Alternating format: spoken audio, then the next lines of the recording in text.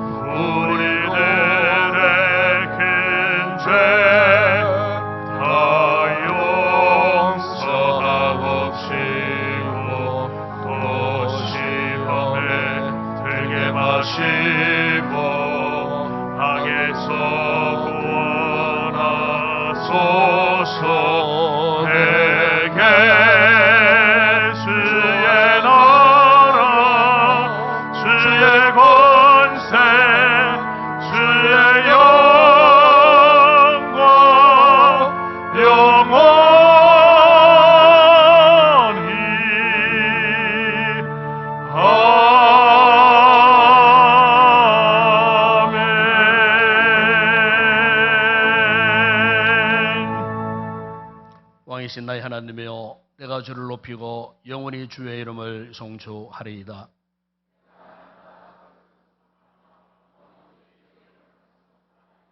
여호와 하나님 위대하시니 크게 찬양할 것이라.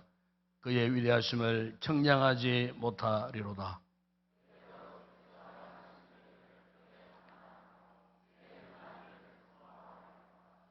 주의 존귀하고 영광스러운 위엄과 주의 귀한 일들을 나는 작은 소리로 읊조리리이다.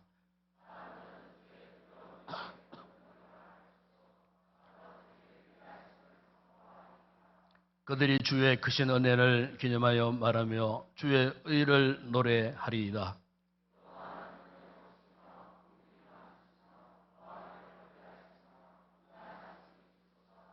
여호와께서는 모든 것을 선대하시며 그 지으신 모든 것에 긍휼을 베푸시는도다. 여호와여, 주께서 지으신 모든 것들이 주께 감사하며 주의 성도들이 주를 송축하리이다. 아멘. 전능하사 천지를 만드신 하나님 아버지를 내가 믿사오며 그 외아들 우리 주 예수 그리스도를 믿사오니 이는 성령으로 잉태하사 동유녀 마리아에게 나시고 본디오 빌라도에게 고난을 받으사 십자가에 못 박혀 죽으시고 장사한 지 사흘 만에 죽은 자 가운데서 다시 살아나시며 하늘에 오르사 전능하신 하나님 우편에 앉아 계시다가 저리로서 산 자와 죽은 자를 심판하러 오시리라. 성령 하나님의 사오며 거룩한 공회와 성도와 서로 교통하는 것과 죄를 사하여 주시는 것과 몸이 다시 사는 것과 영원히 사는 것을 사옵나이다. 아멘.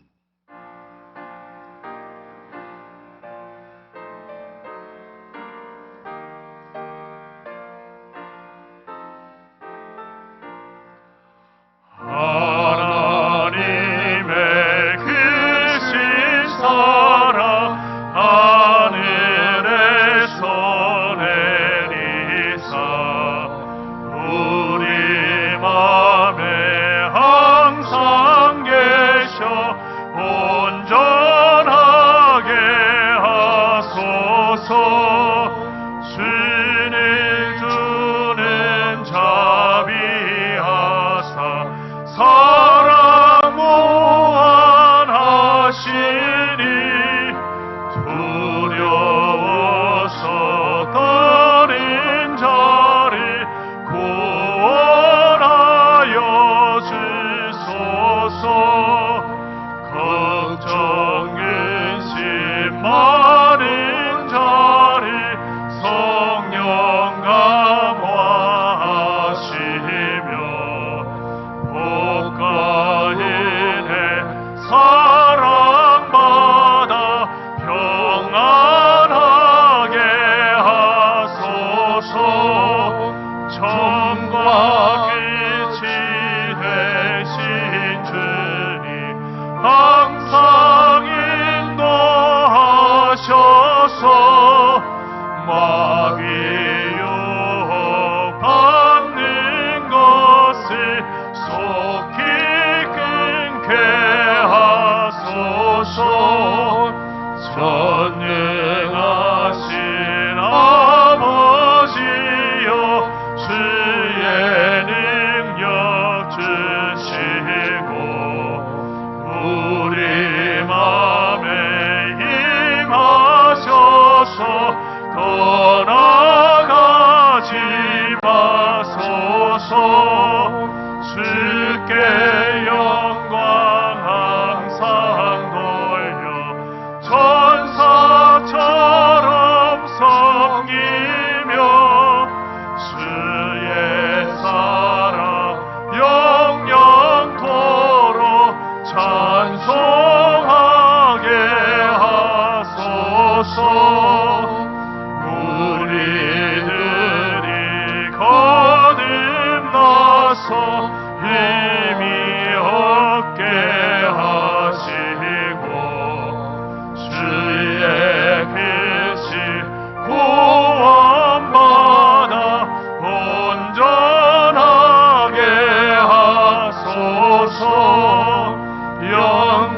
영광에서 영광으로 천국까지 이르러 크신 사랑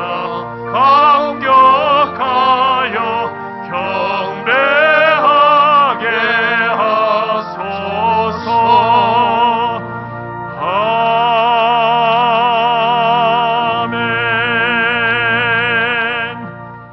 하나님 아버지 감사합니다.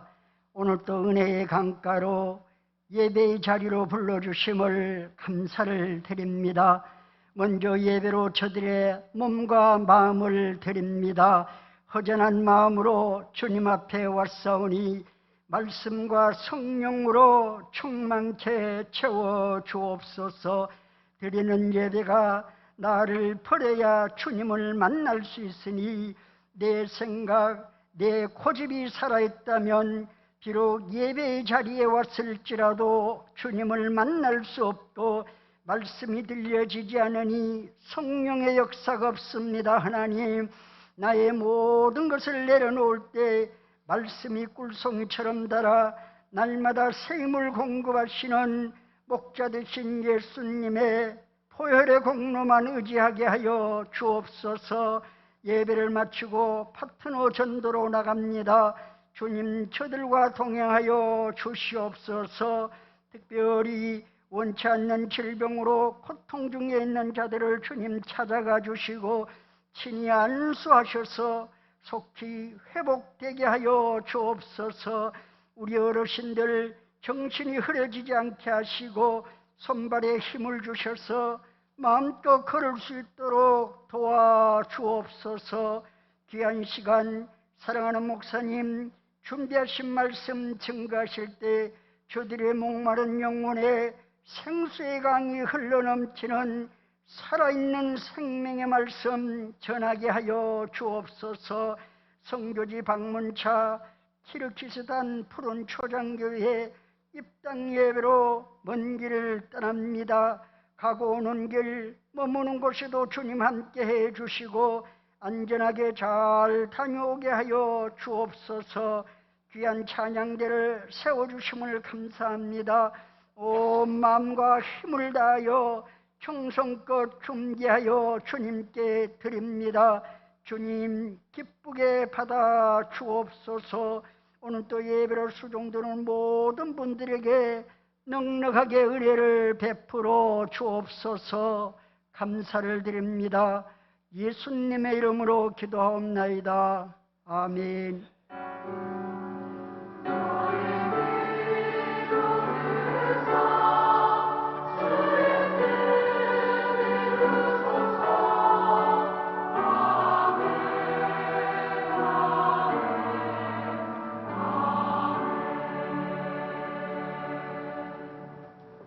감사합니다. 오늘도 우리 교회 이부 예배에 참석해주신 우리 새가족 여러분들 진심으로 환영을 드립니다. 마친 후에 저를 만나주시고 또 축복기도 받으시고 또 이부 예배 후에는 여러분들이 애찬을 준비했습니다. 귀한 식사 맛있게 하시고 또 좋은 교제 갖고 돌아가 주시면 고맙겠습니다. 오늘은 홈커밍데이 3주차에 들어가겠습니다. 이 홈커밍데이는 우리가 그동안 우리 세일 가족들 가운데 오랫동안 보이지 않는 그런 우리 가족들을 다시 잘 군변해서 다시 신앙생활을 하실 수 있도록 도와드리기 위한 주관이 되겠습니다. 그리고 다음 주일날 또 그런 분들을 모시고 나오는 그런 귀한 주일이 되겠습니다. 위해서 여러분 기도 많이 하시고 또 셀 모임에서 적극적으로 협력하시고 또 도와주시면 좋겠습니다. 그리고 오늘 오후 예배 후에 1시에 본당에서 식사하시고 본당에서 기도하고 난 다음에 전교인 파트너 전도 노방 전도를 나가도록 그렇게 하겠습니다. 1시간 정도 나가서 열심히 전도하시고 다시 돌아오시기를 바랍니다. 시온 찬양대 오후 찬양 연습이 있겠습니다. 그리고 셀 가족 찬양 축제 주위를 위해서 우리 셀 리더들 모임이 2부 예배 후에 바로 이 본당 앞에서 모이도록 그렇게 하겠습니다. 빠지지 마시고 저는 다 참석해 주시기를 부탁을 드리고 저는 오늘 구미 강동교회 오예배 인도차, 당일 인도차 출타하겠습니다. 이번 주간에 특별히 경북주교 연합회 교사 강습회가 내일 모레 이틀간 있겠습니다. 우리 교사들 많이 가셔서 또 말씀에 큰 은혜 있고 또 이런 학교 준비 잘 해서 하나님 앞에 기쁨이 되어지기를 원합니다. 다음 주일 홈커밍데이 러브톡의 4주차 주간이 되겠습니다. 그리고 그동안 우리 양육반 수료식을 코로나 상황 가운데 하지 못했는데 24기, 25기 양육반 수료식을 다음 주 2부 예배 시에 하도록 하겠습니다. 그리고 다음 주 오후 예배는 본교회 남전도에 연합하여 드릴 헌신 예배입니다. 그래서 다음 주일 특별히 강사님은 초전교회 윤도 목사님께서 오셔서 귀한 말씀을 주시겠습니다. 각 전도에서 연합해서 준비 잘 하시기 바라고 권사 찬양대 있겠습니다. 다음 주 오후에. 그리고 다음 주 새벽 기도는 유정모 집사님, 특성호 이남전도 회원들이 담당하겠습니다. 그리고 특별강도란에 보시면은 마지막 주일날 6월 25일 주일 오후 예배는 우리가 셀가족 모임 찬양 축제 예배로 드리겠습니다. 셀별로 잘 준비해 주시고 셀 가족이 약한 셀은 2개 내지 3개 셀이 연합해서 참여가 가능합니다. 그리고 조를 짜서 다음 주일까지 교회 우리 교육자실로 그렇게 신청해 주시기 바랍니다. 그리고 이제 선교지 방문이 한 주간 남아 있습니다. 원래는 특별히 우리 키리스탄의 우리 최하늘 선교사가 파송받고 사역하는 그 현장에 교회를 예배당을 확장을 했습니다. 공사를 하고 해서 그래서 또 교회 이름도 또 이렇게 바꾸었습니다. 푸른 초장교회 정축 입당 예배차 저를 비롯해서 포함해서 12명 우리 성도들이 함께 가겠습니다. 위해서 여러분 기도 많이 해주시고 또 협력도 해주시고 어쨌든 안전, 첫째도 안전, 둘째도 안전, 셋째도 안전입니다. 그 지역 자체가 또 그렇고 하기 때문에 우리 성도들 기도를 많이 해주셔야 돼요. 그래서 어떤 불의한 어떤 아주 경미한 일도 생기지 않도록 어쨌든 위해서 기도 많이 하시고 안전하게 우리 선교팀들이 잘 다녀올 수 있도록 그래 기도 많이 해주시기 바랍니다. 개인 기도 또 예배 때 함께하는 또 중보기도 빠뜨리지 마시고 그렇게 기도 많이 해 주시기를 바랍니다. 이 시간 주님 앞에 귀한 제물 올려 드립니다.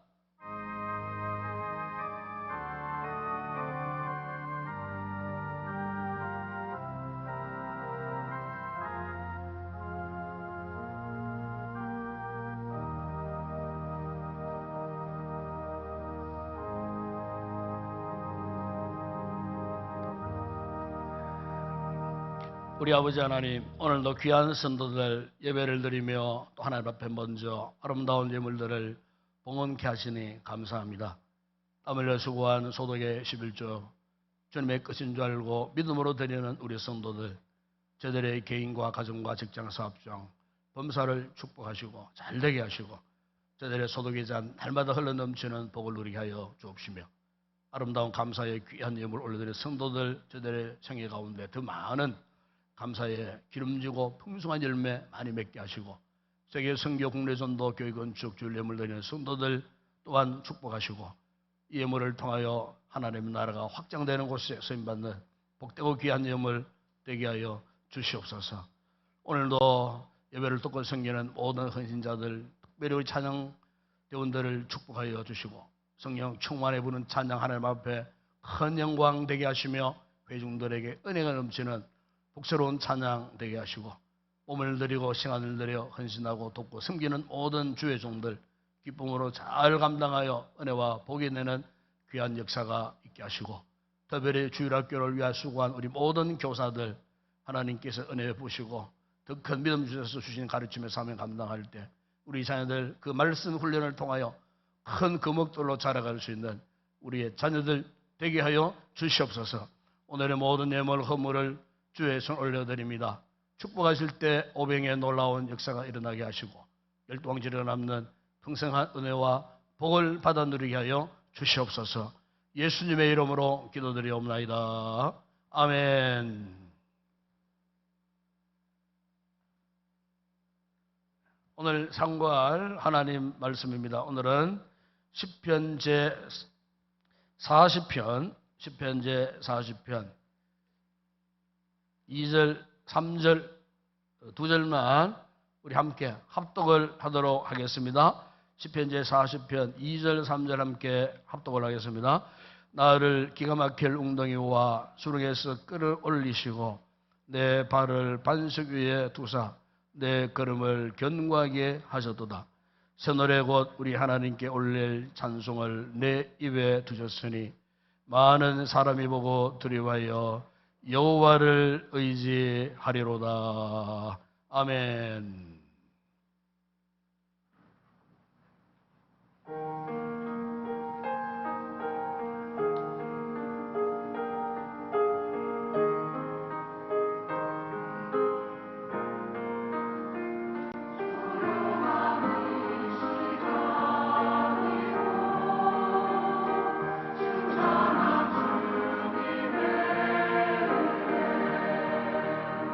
내 영혼 주가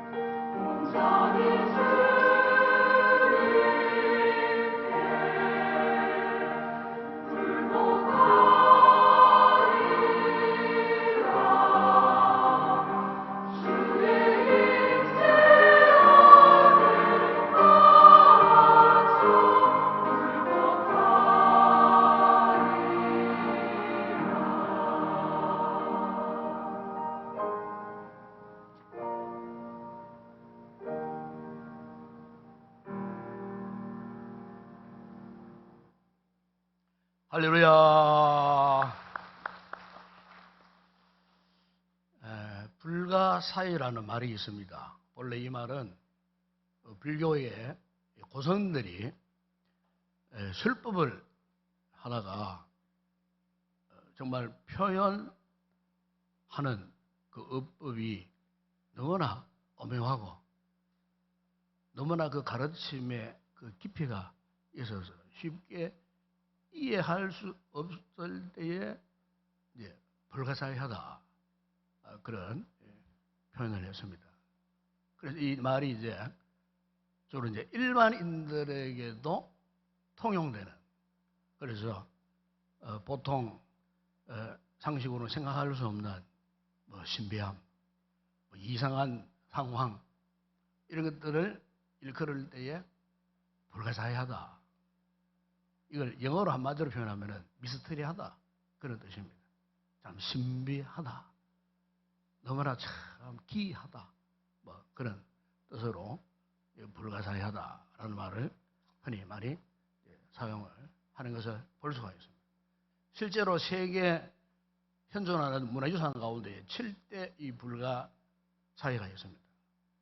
저도 일로까지 다 찾아보지는 못했지만은 몇 군데를 가본 적이 있습니다. 그 가운데 지금도 참 아쉬운 마음, 그 말길이 없는 이런 마음을 품고 둘러봤던 불가사의가 있는데 바로 터키의 이 튀르키예의 수도인 이스탄불에 가면은 성 소피아 성당이 있어요. 이 성 소피아 성당이 이 주후 360년대에 건립이 됐어요. 건립이 됐는데 지금 2023년도니까 이 성 소피아 성당이 그야말로 1600년, 1700년 가까운 세월 동안 그곳에 세워져 있어요. 세워지는 가운데에 참 많은 반환을 겪었어요.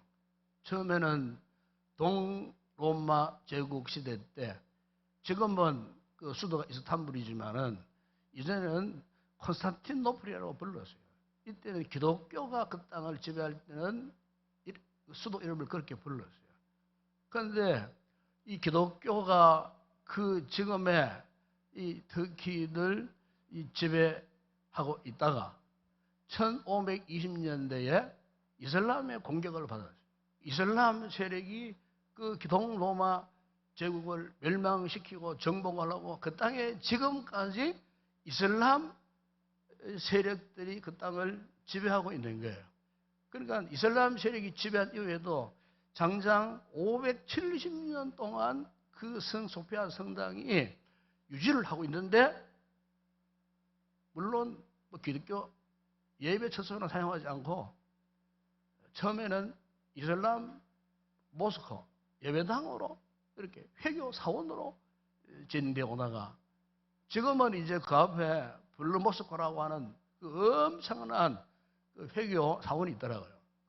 거기서 이제 이슬람 교도들이 이제 예식을 하고, 본래 있었던 성소피아 성당은요 하나의 박물관, 관광객들이 와가지고 구경할 수 있는 어떤 그 미술관으로 전락해버린 그 같은 모습을 제가 현장에서 보면서 참 너무 안타깝기도 하고 아쉽기도 하고, 그 거친 역사의 질곡 속에서 본래는 우리 기독교의 예배당인데 뺏겨가고 회교 사원으로 전전하다가 지금 미술관으로 참 전락해버린 그 역사적 그 아픔을 거기에서 보면서 또 참 너무나 신비한 모습들을 곳곳에서 많이 볼 수가 있었어요.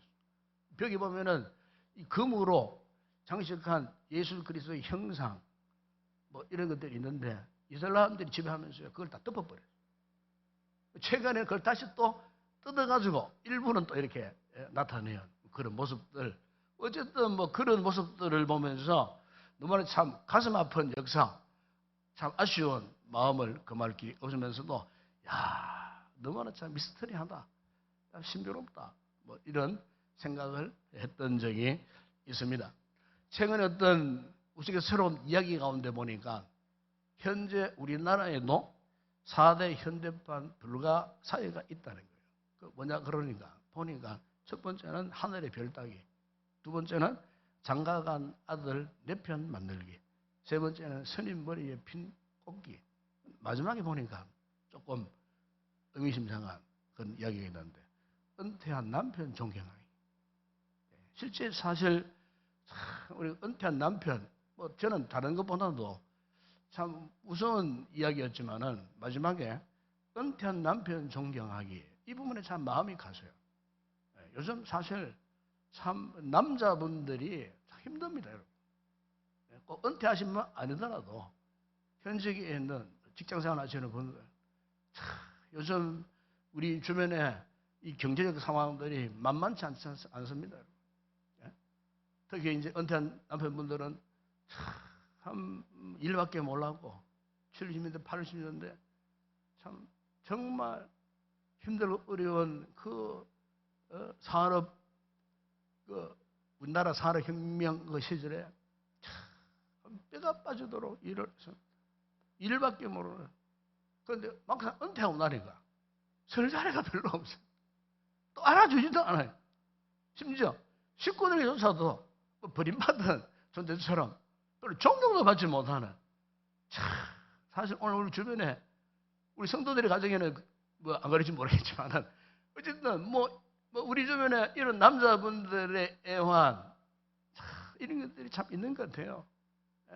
식구들을 위해서 참 별 보고 나갔다가 별 보고 들어와야 되죠. 이런 상황 속에 경제적인 이 같은 어려움을 대변하는 이런 유머스러운 그런 이야기 아니었던가, 그렇게 생각하려면 저기 있습니다. 특히 여러분, 우리가 이 코로나 이후에 참 직업을 잃어버린 분들이 얼마나 많은지 몰라요. 코로나 이전에는 우리 통계 보니까 한 100만 명 정도밖에 안 되는데, 실업자가 코로나 3년을 지나면서 두세 배가 넘지 않고 지금 한 370만 명, 거의 400만 명. 직업이 없는, 직장을 갖지 못하는, 특히 우리 젊은 우리 세대들 가운데 직장을 갖지 못하는 이런 우리 젊은 우리 청년들이 수하게 많다는 거예요. 수백만 명이 일을 하고 싶어도 일을 할 수 없는 이런 안타까운 형님. 그러니까 참 경제적으로 너나 할 것 없이 참 너무나 힘들고 어려운 이런 상황 속에 놓여 있는 것이 오늘 우리의 현실이에요. 뿐만 아니고 코로나 때문에 그 질병의 문제 때문에 참 고생하고 애번 거지만은, 여러분 작년에는 보니까 뭐 엠폭스라고 하는 이상한 원숭이 뭐라 그랬습니까? 원숭이 뭐 두창 바이러스가 또 이게 또 세계적 보건기구에서 팬데믹을 선언했어요. 우리나라에도 막 지금은 보고도 안 해요. 계속 감염되고 있다는 거예요. 보고가 안 되는 거예요. 보고를 안 하는 거예요. 이제 코로나도 보고 안 하는데 그거 뭐 보고할 수 있겠어요? 여러분, 85년대 우리나라에 에이즈가 첫 환자가 발생을 했어요. 그 이후에 에이즈 무서운 병입니다. 한동안에는 막 계속 발표하다 지금은 전혀 에이자도 이야기 안 합니다. 지금. 그런데도 지금 기하급수적으로 지금 계속 감염되고 있다는 거예요. 그거 이야기 다 하면은 사람들이 불안해서 못 산다는 거예요. 아예 정부에서도 그 아예 발표를 하지 않고 있다는 거예요. 그러니까 우리가 알게 모르는, 우리가 한 번도 듣도 보도 못한, 경험하지 못한 이 바이러스 감염병들이요, 지금도 수도 없이 일어나고 있다는 거예요. 이런 무서운 질병의 위협 속에서 지금 우리가 살고 있으니, 여러분 정말로 참 오늘 우리의 시대가 위기의 시대가 아닌가, 그렇게 생각이 되어지는 겁니다. 여러분, 최근에 또 여러분 이 전 세계가요, 이 기후 문제가 지금 보통 문제가 아닙니다. 제가 언젠가 한번 설교시에 소개했던 책 가운데에 마크 라이너스가 쓴 책 가운데에 6도의 멸종이라는 책이 있어요. 그 책을 제가 읽어봤는데요, 1도, 2도, 3도, 4도, 5도, 6도까지 지구 온도가 1도 올라갈 때마다 엄청난 변화, 무시무시한 변화에 대한 이 지구 환경학자가 실제적인 데이터를 가지고 설명해 놓은 책이 있어요. 거기 보니까 만약 지구 온도가 1도만 올라가도 이미 지구는 사막화되고 2도가 올라가면은 해수면이 상승하고 3도가 올라가면은 가뭄, 뭐 홍수, 쓰나미, 그리고 민족 대이동이 이루어지고 4도까지 올라가면은요 어떻게 되는가? 그냥 저 유럽의 알프스의 모든 눈들이 다 녹아버립니다. 북극의 그 모든 만년설 빙하가 다 녹아버립니다. 5도 되니까요. 해저에서 메탄 가스가 저절로 분출해가지고 해저에서 폭발이 막 일어나고 6도 올라가면은 대멸종이 온다는 거예요.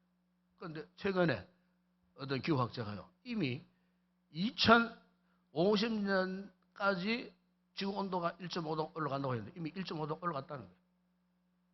그 발표를 한 적이 있어요. 그러니까 지금 이게 만만치 않은 상황 속에 있다는 거예요, 지금. 우리나라만 하더라도. 여러분, 저 캐나다에 보세요. 대화재가 일어났어요. 400여 군데가 동시적으로 화재가 일어났어요. 우리 남한 면적의 40%가 지금 계속, 지금 한 달째 계속 지금 타고 있는데 그 연기가 남쪽에 있는 저 뉴욕, 워싱턴 DC, 플로리다, 대서양 건너, 핀란드, 노르웨이까지 그 연기 공해가요. 그대로 지금 확산되고 있다는 거죠. 그럼 이게 보통 문제겠습니까? 여러분, 오늘 우리가 정말 생존의 위기 속에 살고 있습니다.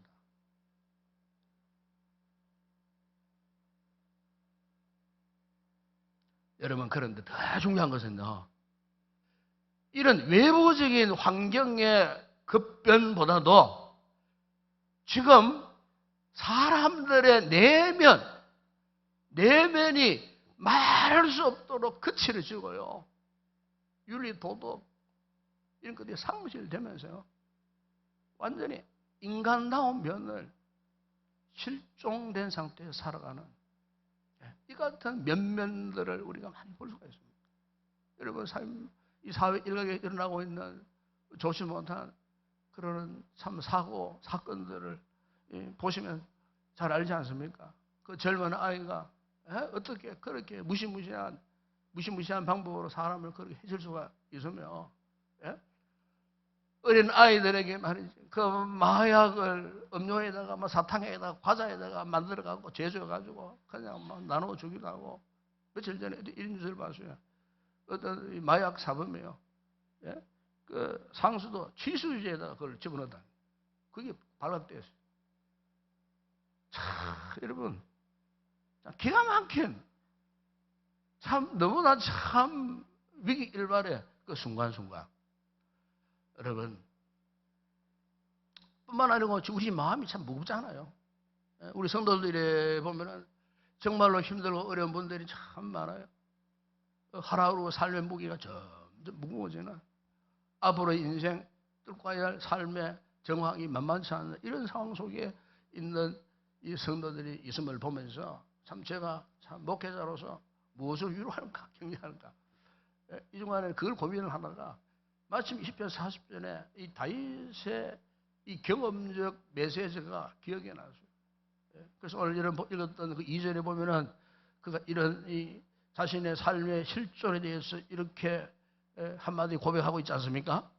나를 기가 막힐 웅덩이와 수렁에서 끌어올리시고 내 발을 반석 위에 두사 내 걸음을 견고하게 하셨도다. 그래서 자신이 처한 삶의 그 실존에 대해서 얼마나 탕혹스러웠던지 표현하기를 기가 막힐 웅덩이와 수렁이라고 했어요. 여러분, 여기 이 웅덩이라는 말의 히브리 원문을 찾아보니까 그 뜻이 뭐냐? 무덤이라는 뜻이에요. 무덤. 그러니까 무덤이라는 이 단어하고 이 웅덩이라는 단어가 똑같은 단어예요. 그래서 같은 이 단어를 시편 28편 1절에 보니까 다윗이 고백할 때 이 단어도 사용했는데 그게 이런 말씀이 있어요. 여호와여, 내가 주께 부르짖으오니 나의 반석이여 내게 길을 막지 마소서. 주께서 내게 잠잠하시면 내가 무덤에 내려가는 자와 같을까 하나. 거기에 무덤에 내려간다고 했을 때에 그 무덤이라는 단어가 오늘 본문에 이 기가 막힐 웅덩이에 대한 똑같은 단어예요. 그러니까 다시 우리가 본문으로 돌아오면은 이 기가 막힐 웅덩이라는 것은 그야말로 무덤에 내려가는 것과 똑같은 상황. 다시 말하면은 당장 내가 죽을 것 같은 그 상황. 그런 상황이라는 거예요. 그 얼마나 급박한 순간입니까, 여러분? 또 수렁이라는 이 단어는 뭐 단순히 그냥 수렁 그게 아니에요. 구체적으로 어떤 의미냐? 밑바닥이 없는 늪, 밑바닥이 없는 수렁, 밑바닥이 없어요. 끝이 없어요. 수렁에 빠졌는데 그걸 디디고 뭔가 벗어나려고 하는데 막 온몸을 막 그냥 막 발버둥 치고 막 허우적거리고 그래서 바닥에라도 좀 발에 닿으면 디디고 올라올 수 있는데 바닥이 발에 밟히지 않는 거예요. 우리 물에 빠졌지 않습니까? 그러면요 바닥이 얕은 데는 그만 디디고 나올 수 있잖아요. 깊은 물에 빠져보세요. 수영도 못하는데 몸 막 허우적거리고 있는데 뭔가 디딜 것이 없어. 붙잡을 것도 없어. 점점 몸은 깊은 그 수면 수심 속으로 들어가. 여러분 사람이 얼마나 당황하겠어요? 지금 다윗이 인생에 지금 구덩이와 수렁에 빠졌는데 한쪽은 죽음의 절망적인 상황이고 한쪽은 뭔가 의지할 게 없어요. 디디고 다시 일어날 곳이 없어요. 한번 빠지면은 그야말로 탈출할 길이 없고 옴짝달싹할 수 없는 그런 절망적인 순간 다윗이 몸부림을 치고 부둥거리고 빠져나오기를 했다는 거예요. 여러분 이렇게 사람이 너무 깊은 이런 절망의 구덩이와 수렁에 이렇게 빠지면요 살아있다는 것 자체가 참 고통스러운 거예요. 그래서 차라리 막 죽어버리면 아니면 그냥 뭐 의식이라도 막 잃어버리면 막 잊고 살 터인데 의식은 살아있고 죽지는 못하고 사실 여러분 이게 정말 참 고통스러운 순간이에요. 여러분 우리 하나님을 믿는 우리 신신한 성도들이 아무리 믿음 생활을 잘해도 살다 보게 되면은요 갑작스러운 큰 사고를 만날 때가 있어요. 제가 며칠 전에 제 사랑하는 후배 목사님 가운데 한 분이 그 가정에 비보를 전해왔어요. 그 가정에 아들이 그만 밥 잘 먹고 밤중에 이제 그 가까운 보에 자전거 타고 가다가 차에 사고가 난 그 귀한 아들이 그만 죽어버려. 연락이 왔어요. 이런 상황을 두고 기가 막힐 상황이라고. 그 다음에 제가 달려갔어요. 아무도 없어요. 사모님은 쓰러져 계시고 그 목사님 저를 붙들고 막 울면 목사님 저도 목사님처럼 아들 잘 키워서 결혼시키고 손주도 보려고 했는데 목사님 가면서 저럴 거라고 우는데 여러분 유고무원이에요. 기가 막힌 거예요. 저도 울면서 그래서 무슨 말을 해야 될지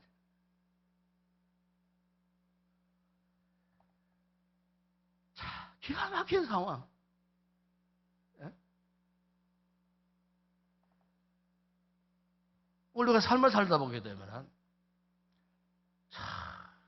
이 같은 기가 막힌 상황을 만날 수 있어요. 갑작스럽게 큰 질병에 시한부 선고를 받든지 여러분들은 하나님을 멀리 교회를 멀리 떠났다가 온갖 어려움 고초를 당하고 고통을 당하고 돌아올 수 없는 그 머나먼 그곳에서 방황을 하는 사람 정말 이렇게 여러분 도움을 전혀 받을 수 없는 깊은 웅덩이와 수렁에 빠지면은 사실 우리 힘으로는 스스로 할 수 있는 일이 없어요.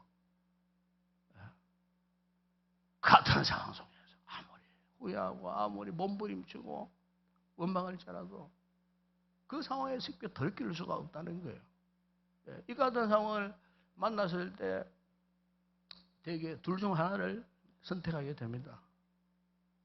한쪽은 너무나 절망한 나머지, 낙심한 나머지 될 대로 되라 막 사포자기 상태. 그러나 하나님을 조금이라도 알고 은혜가 무엇인가 조금이라도 아는 우리 성도들은 그나마 하나님께 희망을 두고 그분께 매어 달리는 거예요. 우리가 믿음을 가진 사람은요, 이게 정상적인 모습이에요.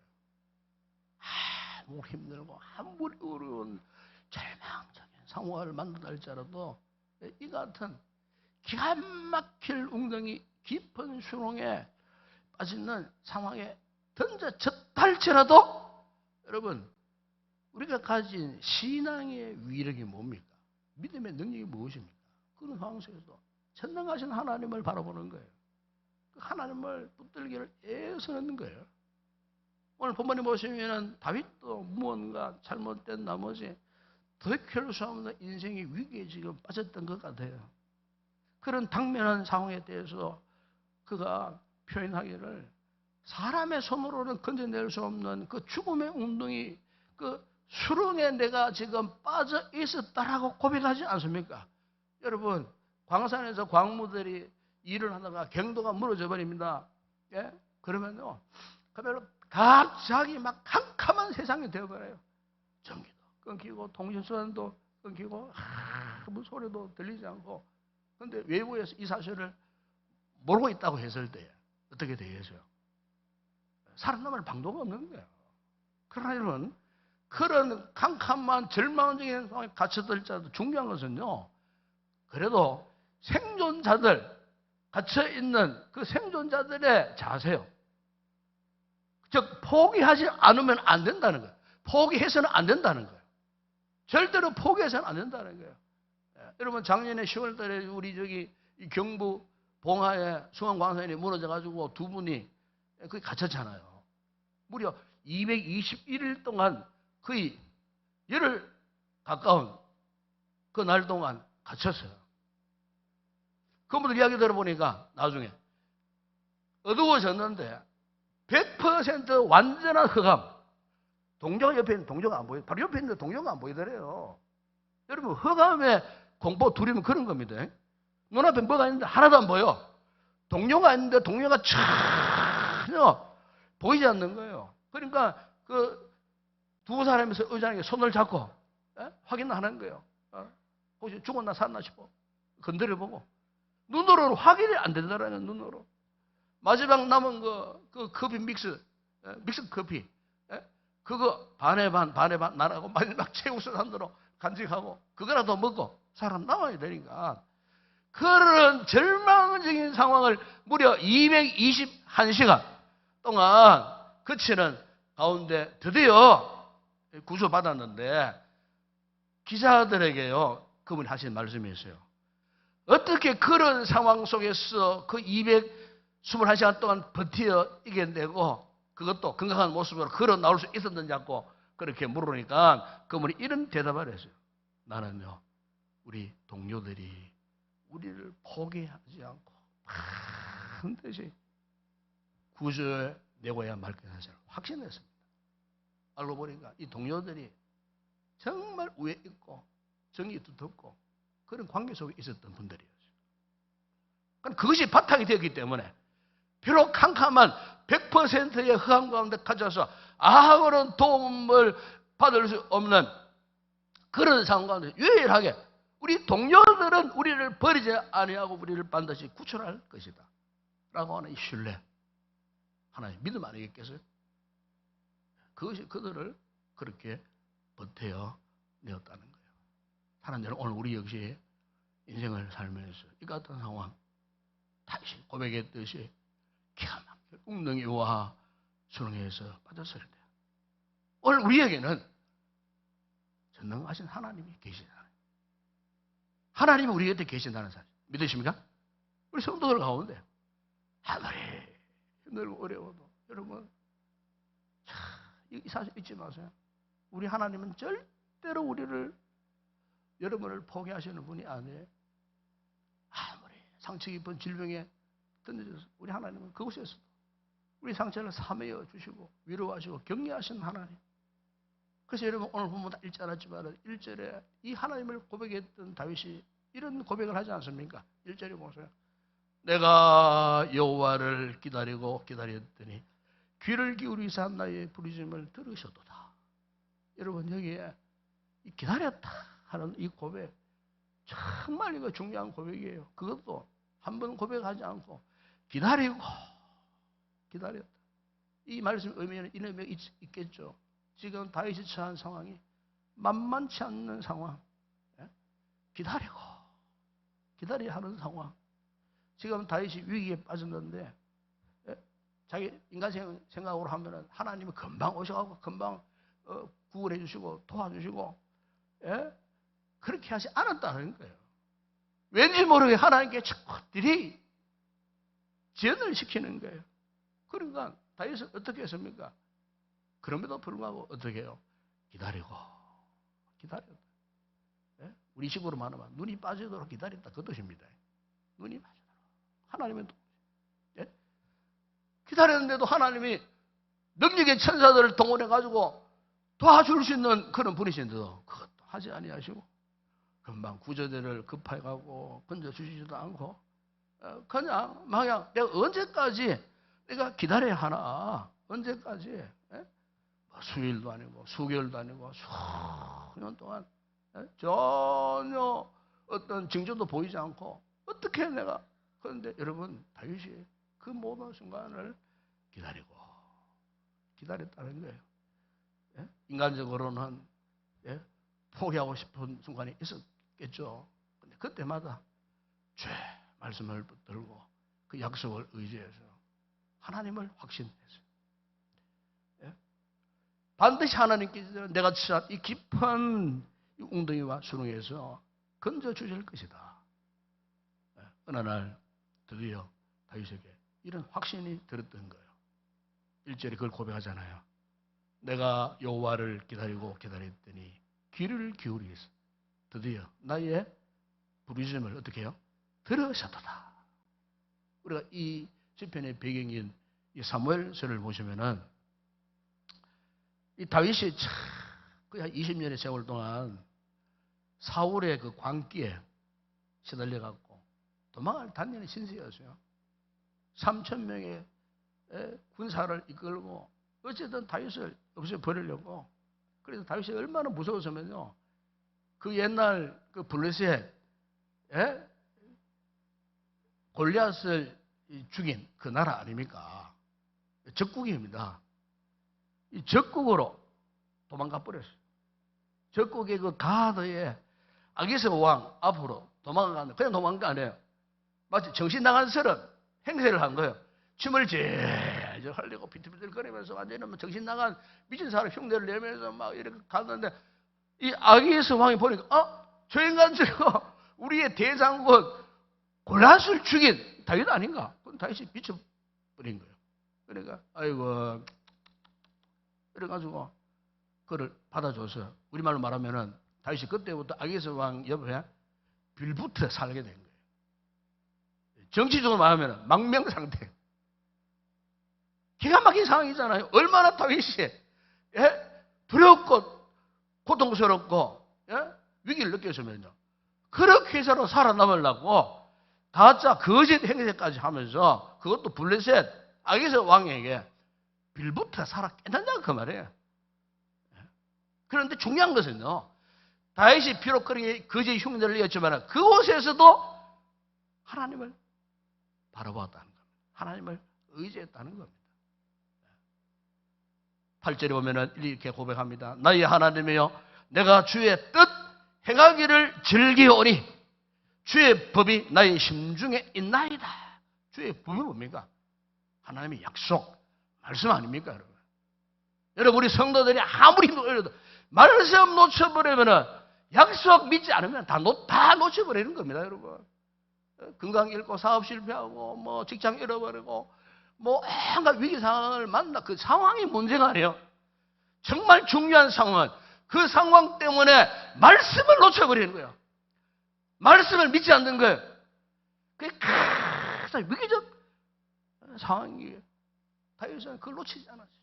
11절에 보세요. 여호와여 주의 긍휼을 내게서 거두지 마시고 주의 인자와 진리로 나를 항상 보호하소서. 하나님의 진리, 약속의 말씀, 진리 아닙니까 여러분? 16절에 보면은 주를 찾는 자는 다 주 안에서 즐거워하고 기뻐하게 하시며 주의 구원을 사랑하는 자는 항상 말하기를 여호와는 위대하시도다. 여러분 믿으십니까? 하나님은 위대하신 분입니다 여러분. 여러분 하나님을 째째하게 우리보다 작게 여기면 안 돼요. 하나님은 정말 위대하신 분이에요. 결국 여러분 이 같은 믿음을 가졌던 이 다윗을요 하나님께서 어떻게 하셨느냐. 사무엘상 22장에 보시면은 귀신 맥진난 그 다윗을 다시 불러들이고 아둘람 굴로 이 다윗을 이끌어 가셨어요. 그런데 그 아둘람 굴에서 다윗과 똑같은 동병상련인 사람들을 만나게 되는데 그 여러분 사무엘상 22장 2절 보면은 그 이런 말씀이었어요. 환난당한 모든 자와 빚진 모든 자와 바울이 마음이 원통한 자가 다 그에게로 모였고 그는 그들의 우두머리가 되었는데 그와 함께한 자가 400명 가량이었다.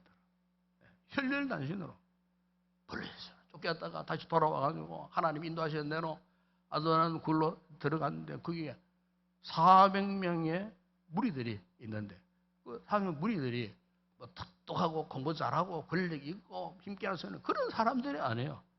그게 보니까 그렇게 말씀하지 않습니까? 여러분, 예? 환난 당한 자, 인생의 환난, 죽지 못해서 살아남은 자, 예? 빚진 자, 예? 요즘으로 말하면 신용불량자들, 예? 빚을 갚지 못한 마음에 막 이런저런 상처, 원통, 분통 가득한 사람, 이런 사람들이 모여 있는 거예요.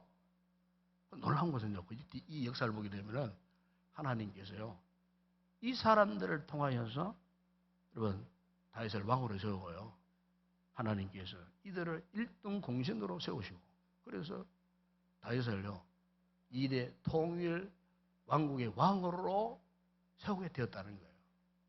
인간적으로 볼 때는 이런 사람들 뭘 할 수 있겠나?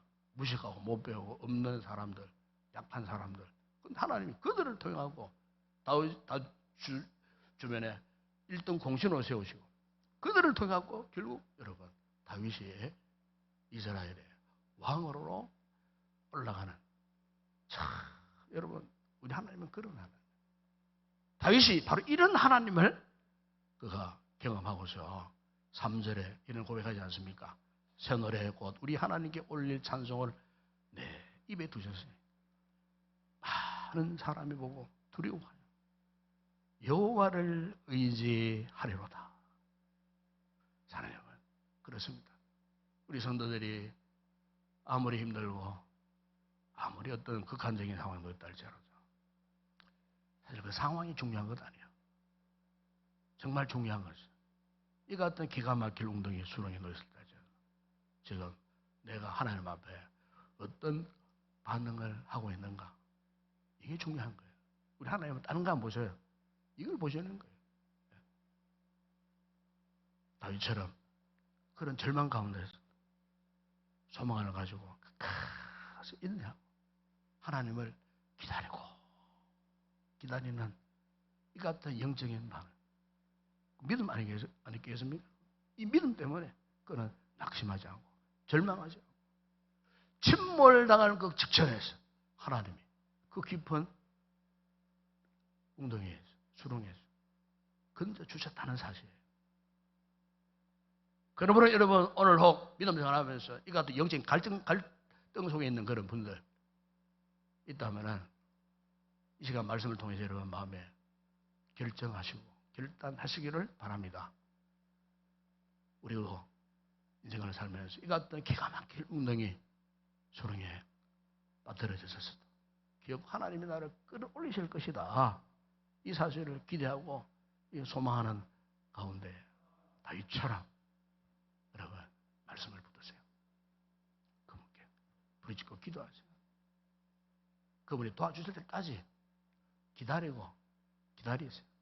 그럼 반드시 우리에게도 다윗이 불렀던 이 새로운 신령한 찬양, 힘있게 일어설 수 있는 믿음의 새로운 그런 회복의 역사가 우리 모두에게 일어날 줄을 믿습니다. 기도하겠습니다. 우리 아버지 하나님 참으로 감사합니다. 우리 인생 너무나 불가사한 인생입니다. 우리 힘으로 감당할 수 없는 그런 상황들이 한두 번 오는 것도 아니고 수없이 올 때에 주님, 우리가 이 같은 인생의 그 센 파고를 어떻게 이겨낼 수가 있겠습니까? 우리가 때로는 인생이 깊은 수렁에 빠지고 웅덩이에 빠졌을 때에 우리 힘으로는 도저히 빠져나올 수 없는 그런 상황 속에 누구의 도움을 우리가 받아야 하겠습니까? 전능하신 하나님, 다윗이 그 하나님을 기다렸듯이 오늘 우리 또한 이 같은 믿음의 확신을 허락하여 주시옵소서. 성도들 가운데 인생의 위기 속에 있는 성도들이 있지만 우리 말씀이 저들이 위로가 되고 격려가 되고 또 세임이 되어져서 기어코 다윗이 그랬던 것처럼 하나님의 끌어올리심을 받는 위대한 신앙의 승리자들이 다 되어지는 우리 성도들 되게 하여 주시옵소서. 예수님의 이름으로 기도드리옵나이다. 아멘.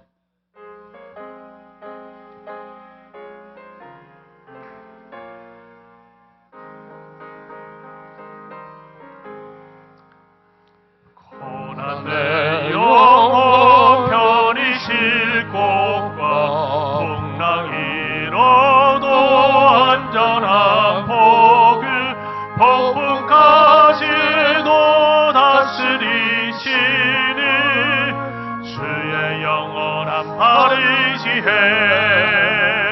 주의 영원하신 팔 함께하사 항상 나를 붙드시니 어느 곳에 가든지 요동하지 않음을 주의 팔을 의지함이라. 세상 친구들 나를 버려도 예수는 함께 동행함으로 주의 은혜가 충만하리니 주의 영원한 팔에 의지해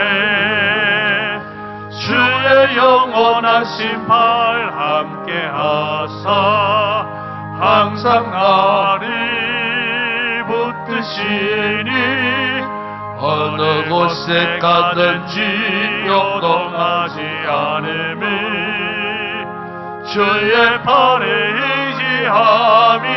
의지함이라. 나의 믿음이 연약해져도 미래에 위한 힘을 주시며 위태할 때도 안보하시는 주의 영원한 팔에 의지해 주의 영원하신 팔 함께하사 항상 나를 붙드시니 어느 곳에 가든지 요동하지 않음을 주의 팔을 의지함이라. 능치 못한 것 주께 없으니 나의 인생을 주께 맡기며 나의 모든 짐 대신 지시는 주의 영원한 팔을 의지해 주의 영원하신 팔 함께하사 항상 나를 붙드시니 어느 곳에 가든지 요동하지 않음을 주의 팔을 의지함이라. 할렐루야. 함께 합시다. 반갑습니다. 사랑합니다. 축복합니다. 우리 한번 따라합시다. 옆에 분을 보고 당신 때문에 행복합니다. 정말 축복합니다. 서로 힘이 되고 격려가 되면 참 좋겠습니다. 예, 우리 인생에 참 구덩이, 수렁, 그게 문제가 아닙니다. 예, 우리 하나님을 바라고 의지하고 힘을 내시고 일어서셔서 여전히 변함없이 믿음의 길을 가는 그런 귀한 우리 복된 성도들이 되었으면 좋겠습니다. 우리 마지막 찬양 주께 올려드립니다.